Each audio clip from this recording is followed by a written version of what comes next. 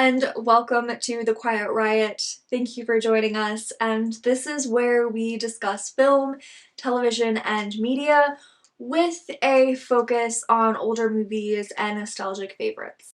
In today's video, we are discussing Shadow of the Thin Man, the fourth film in the Thin Man series, where Myrna Loy and William Powell return as Nick and Nora Charles. They are also joined by Skippy again coming in as Asta, and they have a new little boy to be their son, Nicky Jr. This time he's a little bit older, so he's able to join in on the fun. Luckily for us, it's not the Nick Jr. show, but unfortunately it doesn't have as much focus on Nick and Nora Charles as the previous film has.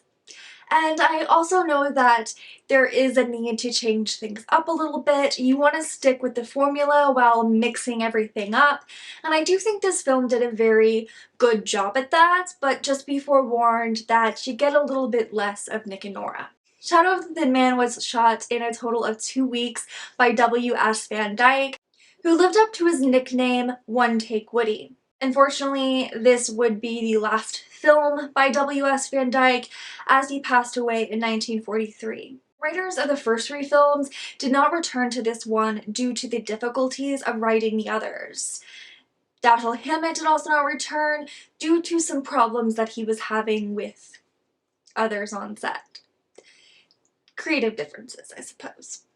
This is the 11th of 14 films featuring William Powell and Myrna Loy. This is one of only 4 films featuring Stella Adler. I'm sure you recognize that name if you have any interest in film history, if you've ever listened to or watched or read an interview by Marlon Brando.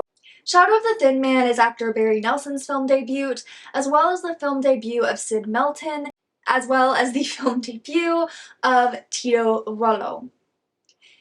This also makes the feature film debut of Ava Gardner, who is seen making a brief appearance by Nick's car. I honestly did not spot her. There is a merry-go-round in this scene, and when he is getting off, Nick says, "Come on, let's get away from that Mickey Finn." He is referring to a laced drink, commonly referred to as slipping someone a Mickey, that is used to incapacitate a person. This is at the height of the Hays Code, and it's crazy that they were even able to say that. That is a joke that sounds like it definitely wouldn't go over their heads, but as I've been thinking, and as I may have said before, I do believe that these films, since the first one did happen during the pre-code era, and so it was a little bit racier, that they let some stuff get by in these movies. The screenplay this time around was written by Henry Kurnitz and Irving Brecher from a story by Harry Kurnitz. Hunt Stromberg does return as producer, and cinematographer William H. Daniels, along with the editor Robert J. Kern, and music by David Snell. Once again, the production company is Metro-Goldwyn-Mayer and is distributed by Lowe's Inc. The release date for this picture was November 21st on 1941 here in the US. The budget for this movie was $821,000 with a box office of $2,301,000. Expecting some time together at the racetrack, Nick and Nora go on their journey, but unfortunately they come in contact with the police and with some journalists, as there has been a murder, because of course there is. Nick refuses to take on this investigation, but eventually gives in after Lieutenant Abrams asks him for his help. As I mentioned before, this film does seem to have a lot less Nick and Nora, and I do understand their reasoning for doing this. I believe that a part of that is due to the new writers, but I also think they wanted to change it up a bit because there had already been 3 films before, and while these movies are not all made back to back to back, it's still in pretty close time together. I actually think the last 2 that were released in the later half of the 40s have the most time in between them, so I could understand why they might want to change it up a little bit. And we have 2 younger people kind of playing their own role in it as if they're a younger Nick and Nora, and things do change up the formula quite a bit. I don't want to give anything away as these are spoiler-free reviews, as I encourage you to check them out yourself.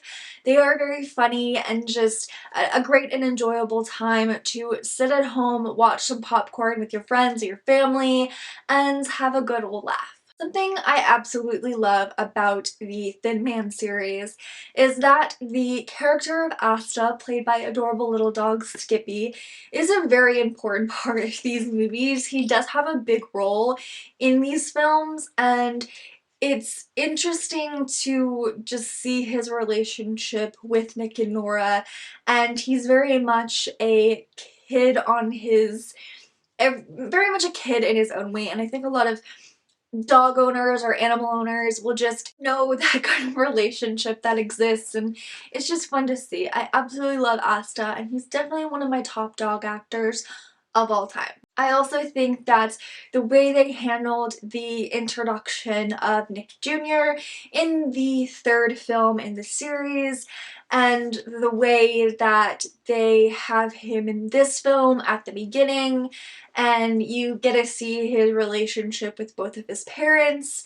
It's fun. It adds to a lot of that fun stuff that occurs, and you do get to see them be parents, and you get to see that they're definitely a family. And even though Nick, of course, loves to drink, and there are plenty of lush jokes in this movie, as there are in all of them before, you see that he is definitely a good father.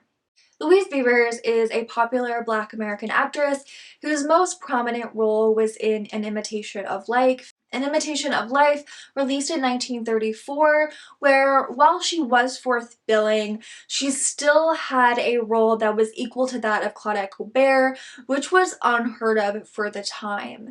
And in this film, she is a maid, and you know, she's funny and she has a good relationship with these characters, but it's still something that I hate to see, because I had seen her in Imitation of Life and she's so darn talented.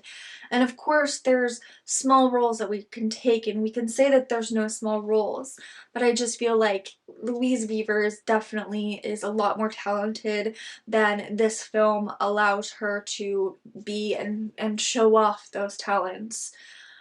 The character is not too much of a caricature, but I just wanted to throw that out there so people are aware of that. But Louise Beavers, again, super talented, and also if you haven't seen the film Imitation of Life, I do highly recommend it, but just be forewarned, it's a tearjerker.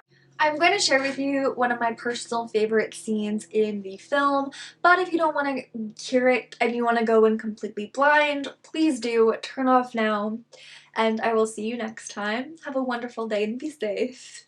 But I do want to share with you, if you stick around, and that is the opening scene with Nick and Nick Jr. when they sit down in the park, and you have Nick reading him a fairy tale. Now, this fairy tale is The Horses in the Race. This is probably the most memorable scene in this movie, and it is definitely a fun scene and a great scene between father and son, and that really eclipses like what this movie is. It's a kind of a little family film for the Charles family. It's kind of like a lake. It is kind of like a little family film for the Charles family, and then you've got the mystery going on, and everything kind of comes together in the last quarter of the movie and towards the end. Thank you so much for taking the time out of your day to listen to me ramble on in this short little video, or watching it however you decide to consume your YouTube media. Um, I really do appreciate it, and I hope you liked this video and liked me and decide to return to the channel. Thank you if you are a returning viewer. I am so happy to have you. And I am gonna make some longer content. As you can see, my menu video was definitely on the longer side. I will be releasing a video next week where we discuss Joseph Bren, and if you don't know who that is, he he's the enforcer of the Hays Code, and I think that one definitely comes with a disclaimer, so just be forewarned and prepared because that one's gonna be woozy. Thank you again for watching, and I'll see you next time. Bye!